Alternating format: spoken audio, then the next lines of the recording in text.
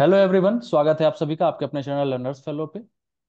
आज के इस वीडियो में हम बात करेंगे मनु विराज श्रीवास्तव से, जो कि इस बार एयर हेडक्वार्टर में सिलेक्टेड हैं। जेएसटी के पोस्ट पे उनका सिलेक्शन हुआ है और बाकी चीज़ें वो खुद ही अपने बारे में बताएंगे। तो शुरू करते हैं इस इंटरव्यू सीरीज की। स्वागत है मनु जी जी आपका। जी थैंक यू सर। और बहुत बहुत धन्यवाद मुझे इस वीडियो में लेने के लिए। जी, तो मनु जी अपने बारे में बताइए, अपना नाम और कहाँ से हैं आप, और बाकी कौन सा डिपार्टमेंट वगैरह और मार्क्स से रिलेटेड चीज़ें, सारी चीज़ें। तो सभी को नमस्कार, मेरा नाम मनुविराज श्रीवास्तव है। मैं मोतिहारी बिहार ईस्ट चंपारण से बिलोंग करता हूँ। और इस बार मेरा सिलेक्शन एयरफोर्स हेडक्वार्टर में हुआ है। और मेरे प्री में मार्क्स 157 थे। और मैंने ईडब्ल्यूएस कैटेगरी से फॉर्म फिल किया था। बट सिलेक्शन जो हुआ है वो यूआर कैटेगरी से हुआ है। और बस यही सर। जी, पेपर टू का तो अभी आपका आया ही नहीं है तो।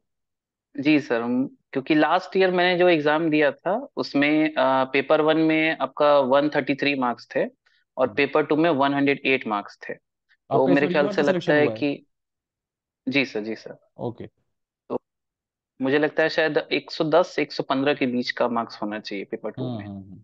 ओके, ठीक है। जी मनु जी अब अपने प्रारंभिक शिक्षा के बारे में बताइए कि कहाँ से टेंथ हुआ, ट्वेल्थ हुआ, ग्रेजुएशन, फिर कैसे कैसे आपने पोस्ट ग्रेजुएशन और साथ में पीजीडीटी वगैरह क्या किया इसके लिए, उसके बारे में बताइए। जी सर, तो मैंने अपनी जो क्लास टेंथ की जो परीक्षा थी ये केंद्रीय विद्यालय मोतिहारी से पास की। मैंने स्कूलिंग केंद्रीय विद्यालय मोतिहारी से की। और फिर मैंने ट्वेल्थ एमएस कॉलेज से किया, जो कि मोतिहारी का एक काफी मतलब प्रतिष्ठित कॉलेज है। और ग्रेजुएशन मैंने एज अ इंग्लिश ऑनर्स। और एमए भी मैंने masters in English honour masters in English literature ये एमएस कॉलेज मोतिहारी से ही की, जो कि भीमराव अम्बेडकर बिहार यूनिवर्सिटी मुजफ्फरपुर के अंतर्गत आता है। और पीजीटी जो है मैंने इग्नू दरभंगा से किया। रीजनल सेंटर मेरा दरभंगा था। ओके, तो पीजीडीटी भी आपने किया साथ में, और मतलब जी ज़्यादातर समय आपका मोतिहारी में ही रहा है, ये मोतिहारी से ही सारी पढ़ाई आपकी हो गई। जी जी सर। कहीं बाहर ये नहीं और रहना, सब इसके कुछ साथ अपने शहर साथ में ही। जी सर, इसके साथ साथ मैंने लाइब्रेरियन का भी कोर्स किया, मास्टर्स इन लाइब्रेरी साइंस भी। तो हम्म। ये भी मैंने इग्नू से ही कंप्लीट किया साथ में ही, तो सब मोतिहारी से ही हुआ। चलिए, बहुत बढ़िया, घर पे रह के सारी पढ़ाई आपकी हो गई। जी और सर। अब चाहूँगा, क्योंकि आप सेलेक्टेड हैं इस बार, जी तो जानना चाहूँगा कि अपने फैमिली के बारे में बताएं कि उनका कितना योगदान रहा आपके इस सिलेक्शन के सफ़र में। जी देखिए सर, हर सिलेक्शन में तो परिवार का एक बहुत ही अहम योगदान रहता है, बिना उनके हम लोग कुछ आगे बढ़ नहीं सकते हैं। तो सबसे पहले मैं अपनी माता जी का नाम लेना चाहूंगा, क्योंकि मम्मी ही मेरा सपोर्ट सिस्टम रही शुरू से ही। मैं मम्मी एक गवर्नमेंट टीचर हैं। और शुरू से ही उनका ये सपना था कि उनका बेटा जो है एक अच्छे लाइन में जाए, एक ऑफिसर बने। तो उन्होंने शुरू से ही मुझे मतलब मोटिवेट किया कि हाँ तुम पढ़ो पढ़ो पढ़ो, क्योंकि तुम्हें आगे कुछ बड़ा करना है, अच्छा फैमिली के लिए करना है, हम सभी के लिए। और पापा का भी बैक सपोर्ट रहा हमेशा से। तो फादर्स तो आप जानते हैं एक बॉल की तरह खड़े रहते हैं हमारे लिए। और मेरा एक छोटा भाई भी है, वो भी इंग्लिश ऑनर्स ही कर रहा है। तो अभी थर्ड पार्ट है उसका ग्रेजुएशन का। तो मैंने उसको यही बोला कि तुम वो सब्जेक्ट लो ग्रेजुएशन में जिसमें मैं तुम्हें कुछ हेल्प कर सकूं। हम्म, क्योंकि मुझे लगता है इंग्लिश ऑनर्स और एमए इंग्लिश करना काफी एक अच्छा सब्जेक्ट है। इसमें काफी अपॉर्चुनिटीज होती हैं। तो फैमिली का सर काफी सपोर्ट रहा मेरे।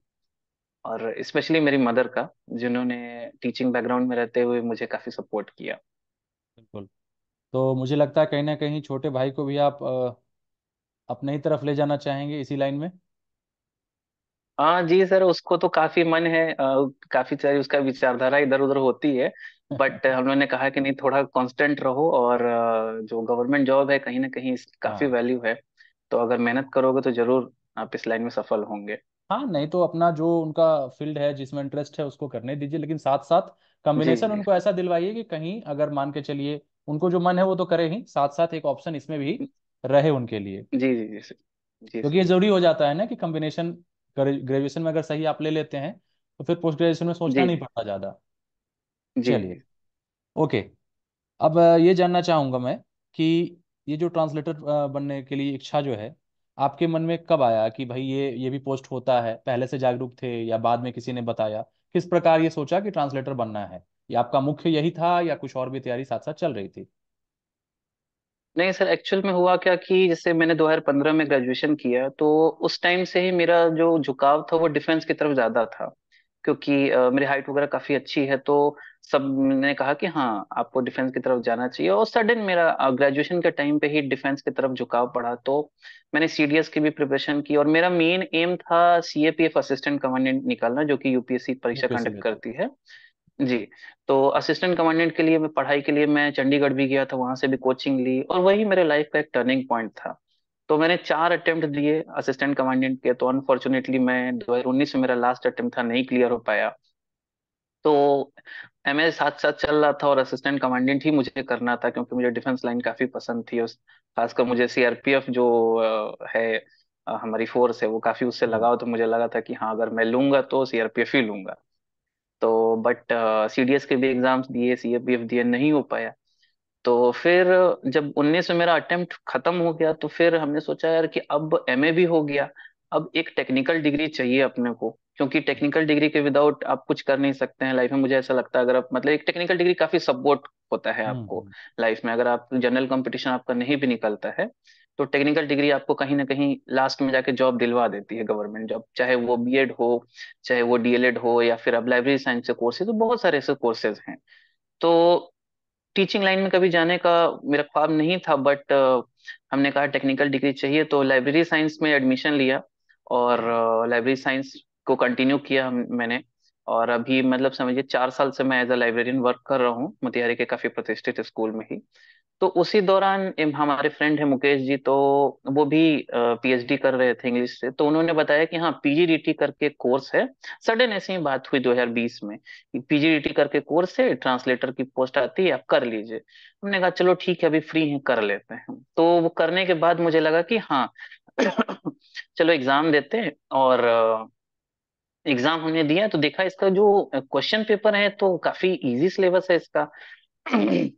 तो और मतलब मेरा शुरू से ही मैथ बड़ा कमजोर रहा था। तो शायद ये भी वजह है कि और भी एसएससी के बाकी एग्जाम्स में या बैंकिंग एग्जाम्स में निकाल नहीं पाया। तो हम्म। मैथ एक बड़ा अहम फैक्टर हो गया। तो मुझे लगा कि ये जो एग्जाम है इसमें तो सिर्फ हिंदी ही पूछ रहे हैं और इंग्लिश ही पूछ रहे हैं। और इंग्लिश हिंदी मेरी दोनों काफी अच्छी थी शुरू से। तो और मुझे लगा कि ये बेस्ट अपॉर्चुनिटी। और सेकंड पेपर मैंने इसका देखा, इसमें तो यार सिर्फ ऐसे लिखना है और ट्रांसलेट करना है, तो ये मुझे बड़ा बेस्ट ऑप्शन लगा। तो पीजीटी करने के बाद जब मैंने पहली बार एग्जाम दिया, तो पेपर वन में 134 गया था कट ऑफ यूआर का, मेरे ख्याल से लास्ट ईयर 2022 में। वन तो थर्टी मेरा फोर वन था। थर्टी थ्री आया था। हाँ 134 पॉइंट समथिंग था। तो मेरा 133 आया, तो ईडब्ल्यूएस से मेरा सिलेक्शन हो गया। तो मैं बहुत खुश था यार, जिंदगी में पहली बार मेरा एग्जाम निकल गया, वो हम्म। भी अच्छे पोस्ट का एग्जाम, एसएससी का सबसे कैसे टॉप एग्जाम पे। हम्म। तो मुझे लगा कि फिर मैंने इसका पेपर टू दिया। पेपर टू में काफी अच्छे मार्क्स आए थे, बट हो नहीं पाए, क्योंकि ऐसा है कि शायद जीएसटी में अगर एटलीस्ट आपका 150 से ऊपर जाता है, तो आपके होने के चांसेस काफी प्रबल रहते हैं। तो लास्ट ईयर जब नहीं हो पाया, तो मैं काफी मतलब डिमोटिवेट हो गया था। बट मैंने सोचा कि यार फर्स्ट अटेम्प्ट में अगर इतना अच्छा निकल सकता है, कुछ ही मार्क्स से बच गए, तो क्यों ना इस बार सेकेंड अटेम्प्ट में देते हैं। और मैंने पढ़ाई स्टार्ट की कस के। और पिछले साल 2023 के मार्च से ही मैंने कंटिन्यू पढ़ाई स्टार्ट की जॉब के साथ साथ ही। और पढ़ाई का फल ये मिला कि एग्जाम निकल गया काफी अच्छे नंबर से। सेकंड एट में 157 मार्क्स आ गए। और पेपर टू तो मेरा काफी पहले से अच्छा था। तो मुझे लगा कि हाँ चलो इस बार श्योरिटी थी कि हाँ हो जाएगा। चलिए, और बहुत बढ़िया आप। और एक और आज जी सिलेक्टेड हैं जी आप। जी सर। तो अगर आपसे पूछा जाए कि कोई अगर शुरुआत में कोई स्टूडेंट आता है तैयारी करने के लिए इस एग्जाम की तरफ, अगर उसका झुकाव बनता है या तो शुरू से या बाद में कैसे भी पता चलता है, तो अगर आपसे पूछूं तो अगर वो जानना चाहे कि क्या ये आसान है, मुश्किल है, किसके लिए आसान है, किसके लिए मुश्किल है, किसको करना चाहिए खासकर इस चीज की तैयारी, उसके बारे में कुछ बताइए। सर मुझे लगता है कि एसएससी के या फिर आप यूपीएससी से भी अगर कंपेयर करें, तो वन ऑफ द सबसे इजीएस्ट एग्जाम है, क्योंकि इसमें आपको सिर्फ हिंदी और इंग्लिश ही दो सब्जेक्ट पे ही कमांड करना होता है। और पेपर वन में जो हिंदी आती है, मुझे लगता है वो इसका जो लेवल होता है काफी इजी होता है। आप इजीली 70+ क्वेश्चंस जो हैं अगर आपकी हिंदी की पकड़ अच्छी है तो आप इजीली बना सकते हैं। और इंग्लिश पे तो हमें थोड़ा वर्क करना पड़ेगा, क्योंकि लास्ट ईयर मैंने देखा था कि 2022 में मेरा कहाँ पे मार्क्स कम हुआ था। तो मैंने देखा था मुझे करेक्शन का जो एरिया होता है, करेक्शन वाले जो टॉपिक है उसमें दिक्कत हो रही थी, एंटोसाइनो में दिक्कत हो रही थी, फिर दो तीन टॉपिक्स में और दिक्कत, और उन टॉपिक्स को मैंने कवर किया। तो मुझे लगता है अगर जो एस्पिरेंट्स हैं जो एसएससी सीजीएल की तैयारी कर रहे हैं, और अगर वो एमए इंग्लिश लिए हैं या एमए हिंदी लिए हैं या फिर अगर किसी और भी सब्जेक्ट से हैं, तो अगर पीजीडीटी करें, और क्योंकि एसएससी के जो एस्पिरेंट्स होते हैं उनकी इंग्लिश काफी अच्छी हो जाती है, क्योंकि वो शायद एसएससी की इंग्लिश का लेवल काफी अच्छा है। हम्म। तो अगर उसके साथ साथ अगर ये जीएसटी की तैयारी करें तो काफी इजी पड़ जाता है, कि one of the easiest exam आप कहेंगे। और सबसे टॉप पोस्ट पे एसएससी के हम कहें तो बहुत इजी पड़ता है ऐसा, अगर मैं देखूं बाकी एसएससी सीजीएल के कंपेयर में देखें तो, क्योंकि उसका लेवल जो है उसमें मैथ आते हैं, रीजनिंग आती है, और वो इतने तो सारे है। पेपर्स होते हैं, तो वो से जी। और इसमें ऐड कर दूं कि इजी तो है, लेकिन किसके लिए इजी है? किसी के लिए एक सब्जेक्ट इसमें दिक्कत क्या आ जाती है ना, कि जैसे जो हिंदी माध्यम से हैं अगर, तो उनके लिए हिंदी जी अच्छी जी। लगती है उनको, और हिंदी उनका स्ट्रांग हो जाता है। इंग्लिश हाँ मीडियम हाँ। मीडियम वालों का इंग्लिश ठीक रहता है। लेकिन इसमें क्या है ना, कि दोनों सब्जेक्ट पे समान पकड़ बनानी होती है आपकी।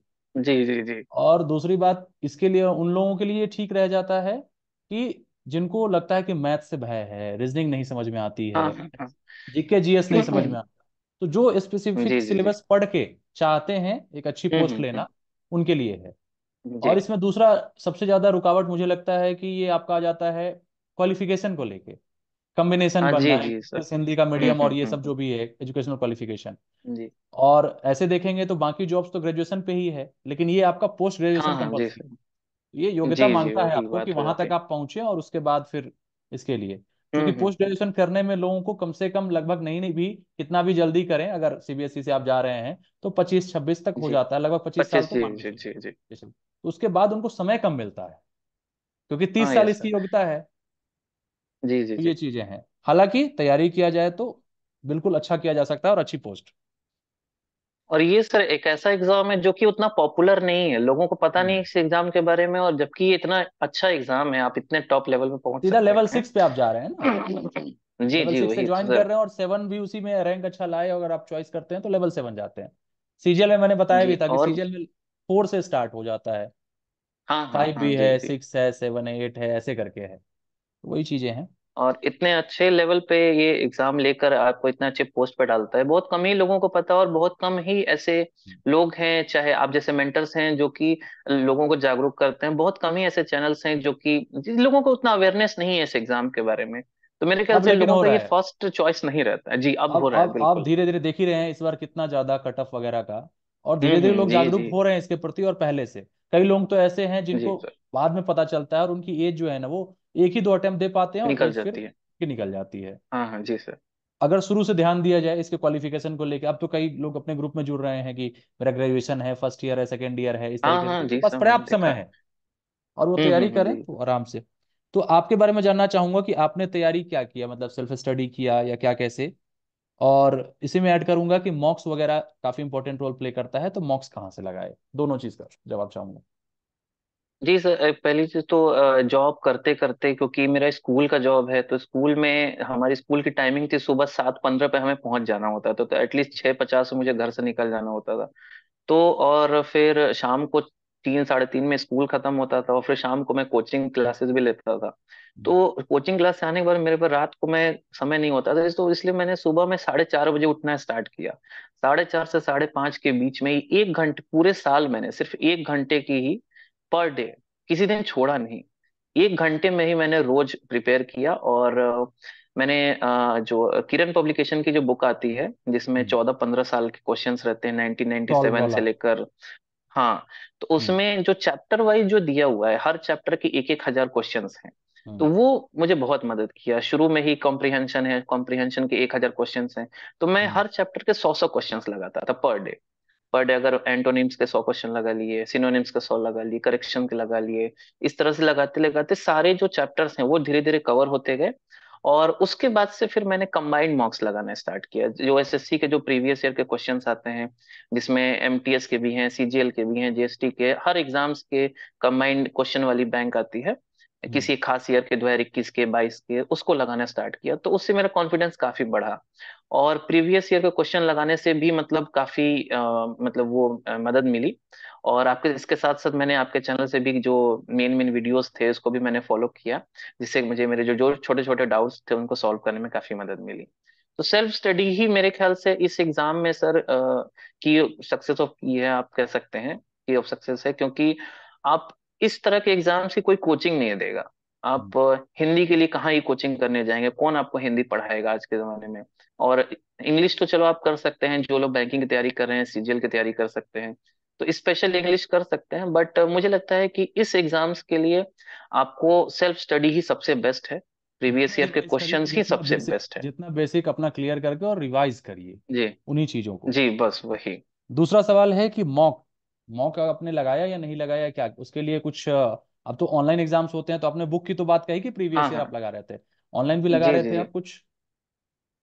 नहीं ऑनलाइन नहीं लगा रहा था सर, बस यही जो प्रीवियस ईयर के क्वेश्चन पे ही ये तो किरण की जो टाइमिंग बुक थी। तो टाइमिंग वगैरह मैनेज कैसे, कभी वैसा बैठ के आपने उसको लगाया कभी कि हाँ 2 घंटे में हो जा रहे हैं कि नहीं? हाँ सर, वो जो हाँ कंबाइंड जो एक कंबाइंड वाली जो बुक खरीदी थी जिसमें एक साथ 100-200 क्वेश्चन थे हर एग्जाम्स हाँ। के, बस उसी से किया, ऐसा कुछ खास मॉक्स नहीं लगाया।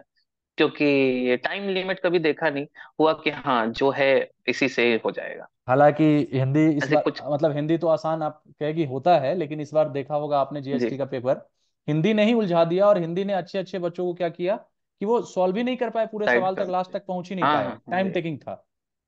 टाइम टेकिंग था इस बार काफी ज्यादा। हाँ, तो समय मैंने जो इस जी बार सर। कर लिया था उसका पेपर वन क्लियर हुआ, नहीं तो अच्छे अच्छे बच्चे पेपर वन से ही इस बार छट गए थे। जी सर। तो बिल्कुल, वो तो पेपर जरूरी इस है। बार पेपर में अच्छा खासा टाइम लग गया था। ओके। अब बात करूंगा कि जैसे कि आपने कहा कि पेपर आप दे रहे थे, सिलेक्शन नहीं हो रहा था, तो चूंकि इस बार भी जी एग्जाम सर। हुआ है और इस बार भी बहुत लोगों का नहीं हुआ, जिनकी एज निकल गई है, तो जब आपका सिलेक्शन नहीं हम्म। हो रहा था तो बहुत सारे रिलेटिव्स के भी ताने होते हैं, या आसपास सामाजिक एक प्रेशर भी होता है कि देखो एज निकली जा रही है, क्या कर रहा है, हाँ कुछ हाँ काम नहीं हाँ। कर रहा, कोई एग्जाम नहीं हो रहा। तो ये जो जी सिचुएशन जी हर एक स्टूडेंट के लाइफ में आता है, किसी कोई भी ऐसा इससे अछूता जी नहीं जी। होगा। तो आपने कैसे इससे ओवरकम किया, उसके लिए क्या आप तैयारी की, और क्या उससे कैसे फिर बच के अपने आप को फिर कंसंट्रेट रख करके रखा, क्योंकि ये बहुत मैं तो जरूरी है सर कि जो एस्पिरेंट है उनको जानना कि कैसे इससे ओवरकम किया जाए। जी, मैं तो सर समझिए कि हम लोग जब बिहार में ये मान्यता है कि लड़का अगर 10th कर लेता है उसके बाद से वो जिम्मेदार होना स्टार्ट हो जाता है, क्योंकि बिहार के ज्यादातर बच्चे जो हैं कोटा चले जाते हैं। और चाहे नीट है चाहे जेई की प्रिपरेशन के लिए, तो उनको लगता है हाँ अब 10th के बाद कहते हैं बिहार में बच्चा जवान हो जाता है, उस पर लोड आ जाता है उसके कंधों पे कि मुझे अब अपने घर वालों के लिए निकालना है, नौकरी करनी ही है। तो समझिए 12th के बाद से ही जो एसएससी के जो एग्जाम्स थे, छोटे मोटे एग्जाम्स थे, ये देते देते देते देते 2012 में मेरा 12th हुआ। तो उस टाइम से करते करते इतना लंबा समय लग गया, फिर सीएपीएफ की तैयारी की मैंने, ऐसे बहुत सारे एग्जाम दिए, बीपीएससी तक का एग्जाम दिया, कोई एग्जाम नहीं निकला। तो अब मान के चलिए कि सिटी में एग्जाम देने भी जाते हैं, चाहे किसी को कहते भी हैं, दोस्तों को भी कहते हैं, रिश्तेदारों को भी, हाँ मेरा एग्जाम है, चाहे किसी रिलेटिव के यहाँ ही गए कि हाँ भाई हमने एग्जाम देने आए हैं, कैसा गया पेपर, अच्छा गया, बट बाद में रिजल्ट नहीं आता है।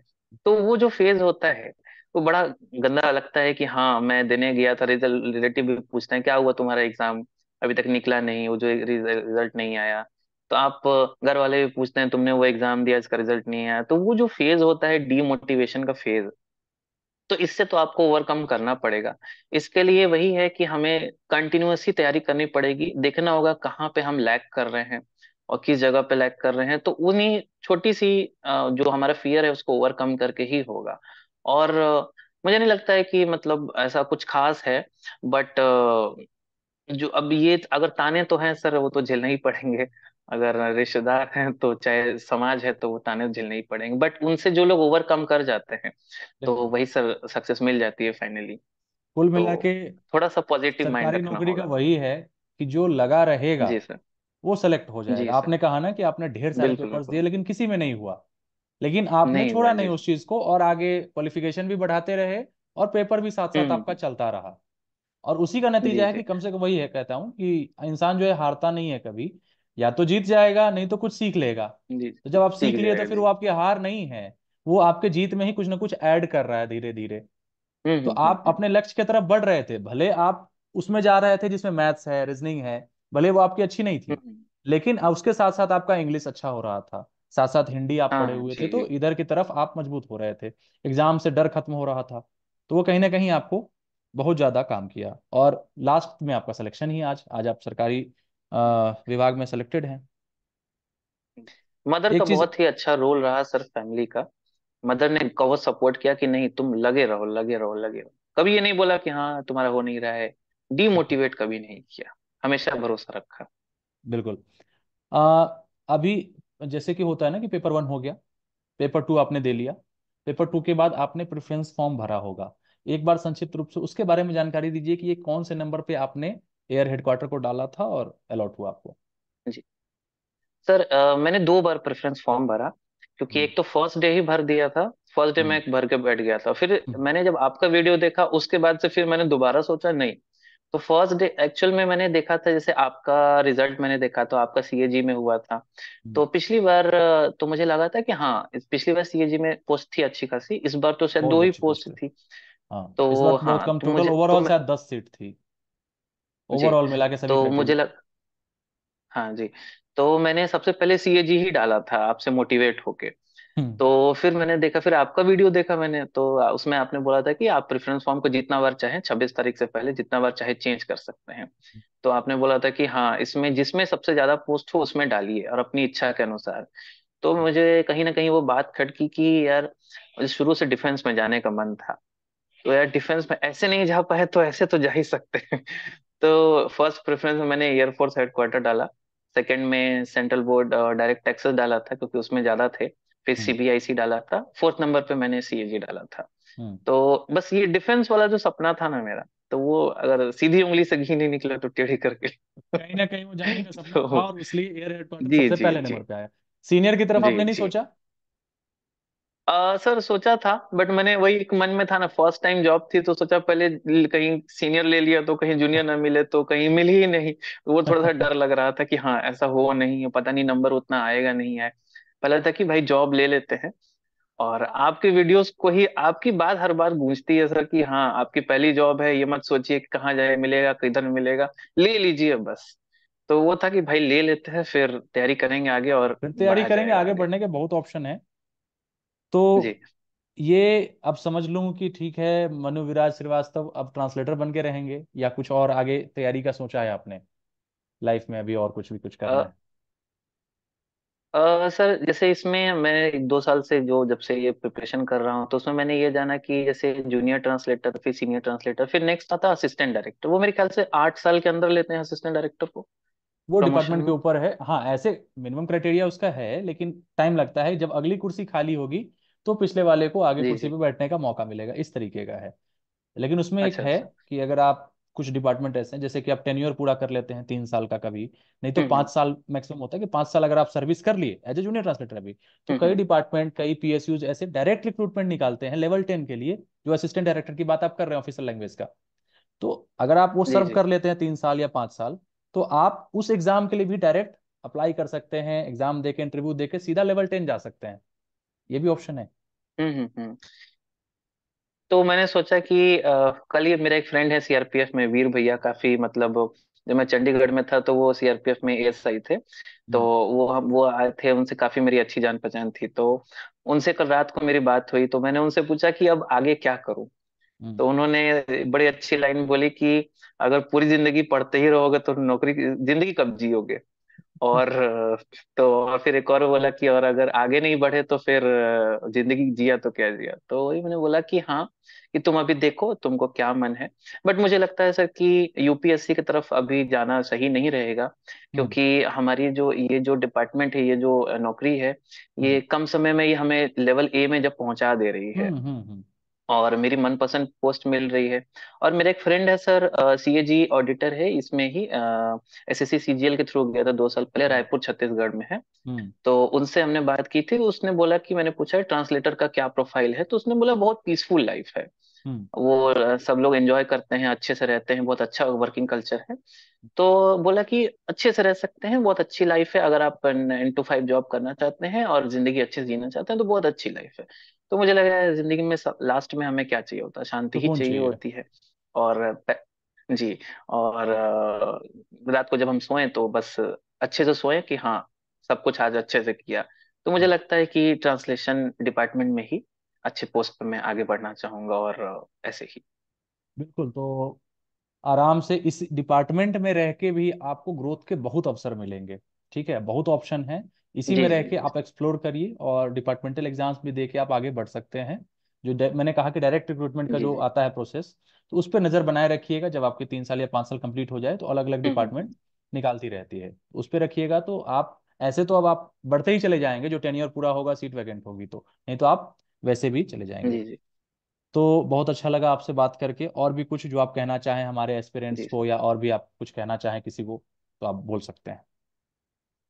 जी। सबसे पहले तो मैं सर आपको धन्यवाद देना चाहूंगा, क्योंकि मैं अभी विश्वास नहीं कर पा रहा हूँ कि जिनका मैं वीडियोस देखता था सुबह सुबह मोटिवेट होके, और उनसे जानकारी लेता था, उनसे मैं वन बाय वन बातें कर रहा हूँ, और अभी विश्वास नहीं हो पा रहा कि हाँ सिलेक्शन हो गया है। और तो हम लोग कुछ आगे करेंगे अच्छा।